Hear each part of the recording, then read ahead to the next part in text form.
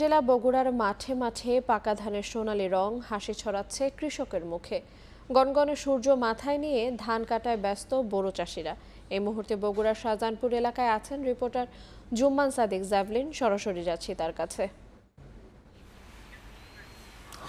আপনি জানেন সারা দেশে যে তীব্র দাবদাহ চলছে সেটিতে কিন্তু সারা দেশব্যাপী আমরা কয়েকদিন আগে থেকে দেখছি যে ইস্তিস্কার নামাজে বৃষ্টির জন্য প্রার্থনা করছেন অনেকে মুসল্লি।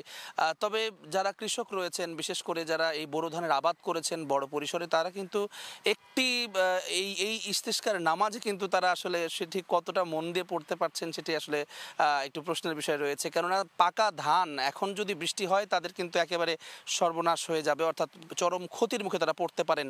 এবং এ কারণে কিন্তু যেই তাপদাহ চলছে এর মধ্যে এটি উপেক্ষা করেই কিন্তু তারা মাঠে ব্যস্ত সময় পার করছেন কৃষক। এবং আমরা দেখছি আসলে উত্তরের মাঠগুলোতে কদিন আগ থেকেই কিন্তু ধীরে ধীরে প্রচুর পরিমাণে আসলে ধান যেগুলো পেকেছে কিংবা 90% 85% যেসব জমিতে ধান পেকেছে তারা কিন্তু কেটে তুলে নিচ্ছেন, যাতে করে কোনো ধরনের প্রাকৃতিক বিপর্যয় অর্থাৎ বৃষ্টি বা ঝড়ে তাদের ধানের ক্ষতি না হয়।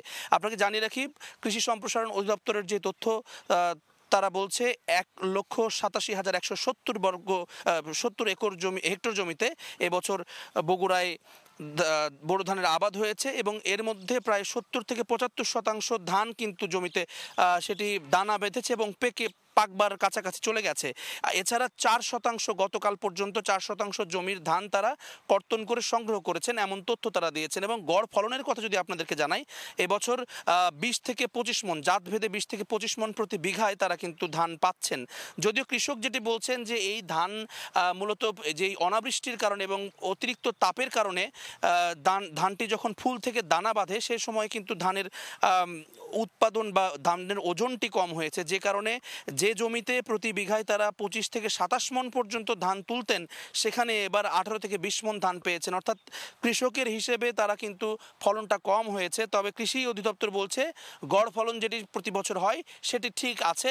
একই সঙ্গে এবছর ধানে কোনো প্রকার ভাইরাস কিংবা পোকার কোনো আক্রমণ সারা বগুড়া জেলাতে আসলে নেই। তারা যেটি বলছেন এবার আসলে একটি ভালো ফলন ঘরে তুলতে যাচ্ছে কৃষক।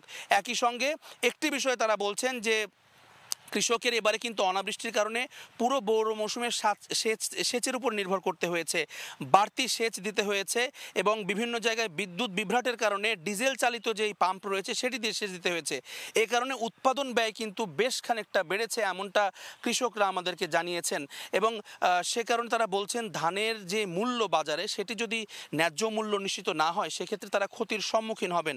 এছাড়া যারা আসলে উত্তরের অন্যান্য জেলা থেকে অর্থাৎ বগুড়াতে কিন্তু যে ধান কাটার মৌসুমে উত্তরের অন্যান্য যে জেলা রয়েছে, বিশেষ করে গাইবান্ধা, নীলফামারী কিংবা জয়পুরহাট, এই জেলাগুলো থেকে কুড়িগ্রাম, এই জেলাগুলো থেকে প্রচুর পরিমাণে ধান কাটার শ্রমিক তারা কিন্তু বগুড়ায় আসেন এবং এখানকার জমির যারা গৃহস্থ রয়েছেন তাদেরকে কিন্তু চুক্তিভিত্তিক তারা এই ধানটি কেটে দেন।